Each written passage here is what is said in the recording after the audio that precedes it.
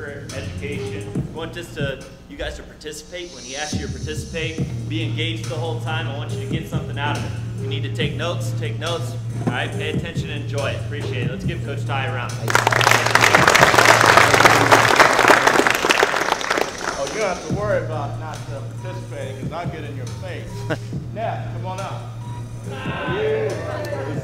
I was really distraught. So I had to see a psychologist. I had to get on the couch. And fortunate enough, my wife is a psychologist, so she could give consultation.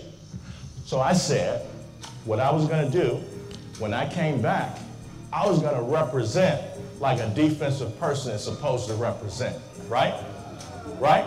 So who is defense in the house? Let me see your hands up. Defense, all right. So you took him out, right? Now take me out. Show me your best stuff. 'Cause I'm here. I'm here. I'm here.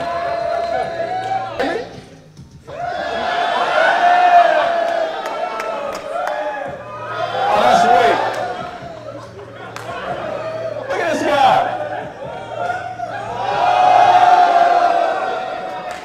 Okay, hold up now. Hold up.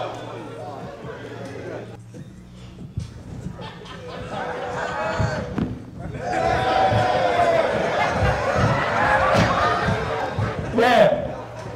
Come on out. You know, guys, we all like to have fun. We do.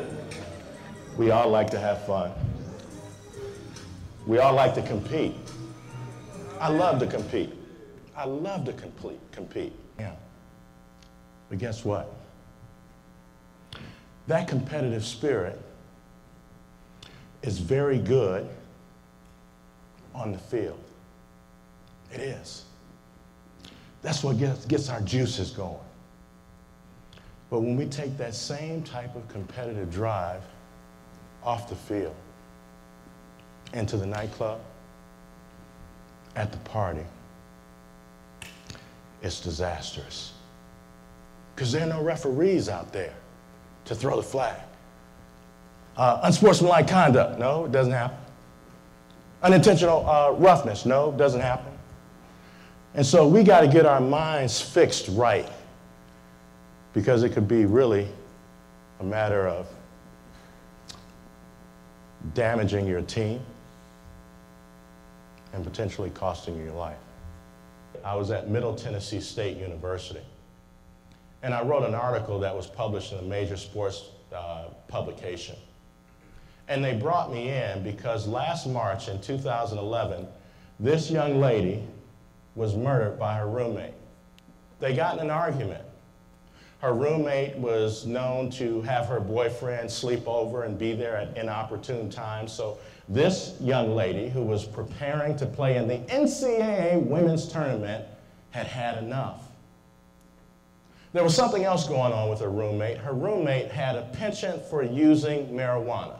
And you remember when I talked to you last time we were together, I said to you that anytime you acquire some sort of drug, street drug, it has touched on average how many hands?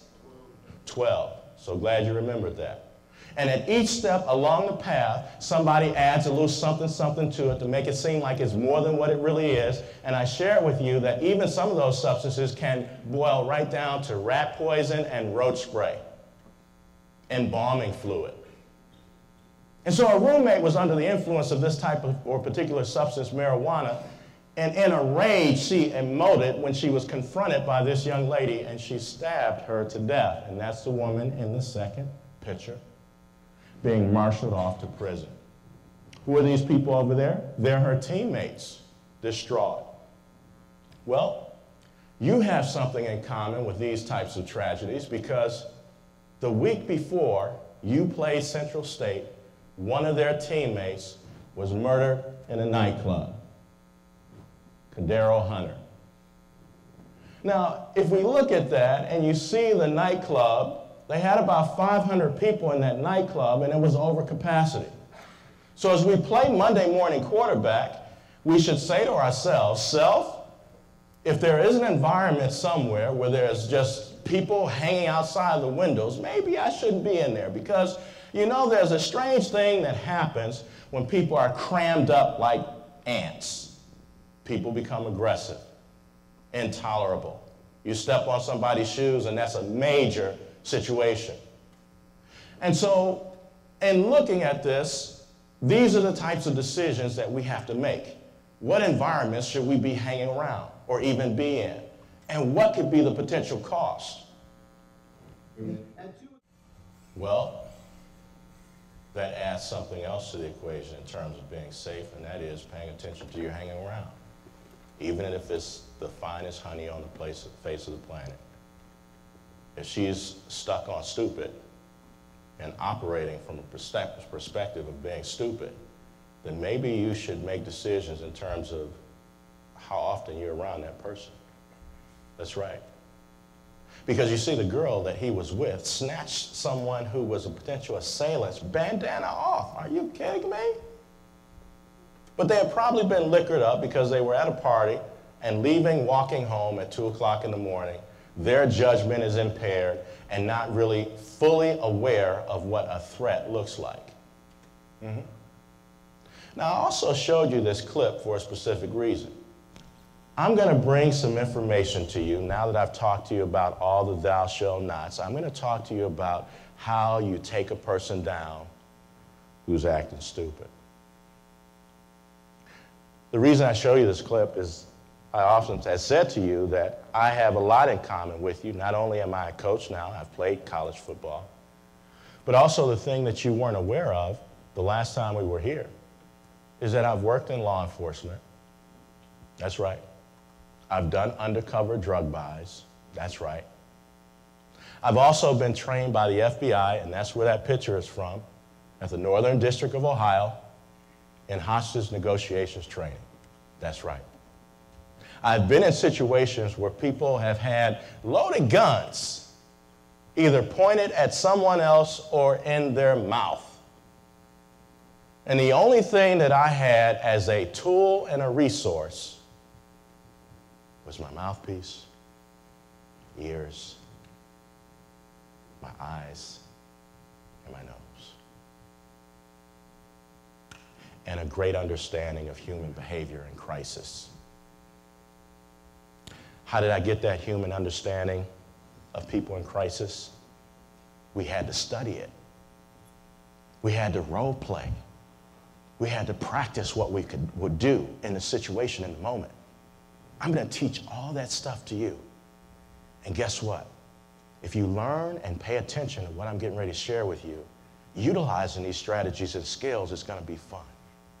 You'll be manipulating people, and that's all de-escalation is manipulation. Repeat after me. De-escalation. Can't hear you. De-escalation is manipulation. You see, the thing that you do, that we did in law enforcement to get ready to take people down verbally, is we studied. When you prepare for an opponent, how do you prepare for them? You study what? Game film. That's right, okay?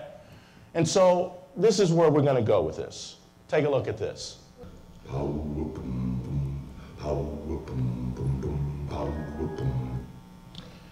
You know, when we deal with people in crisis, we really have to have a good perspective of what power is.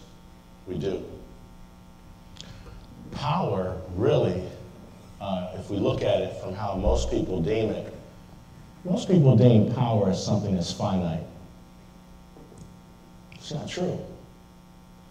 Now, it does work for you on the playing field. There can only be one winner and one loser on the field. But that same concept of power doesn't play well off the field. So let me pick somebody else out here. You, sir, on the end.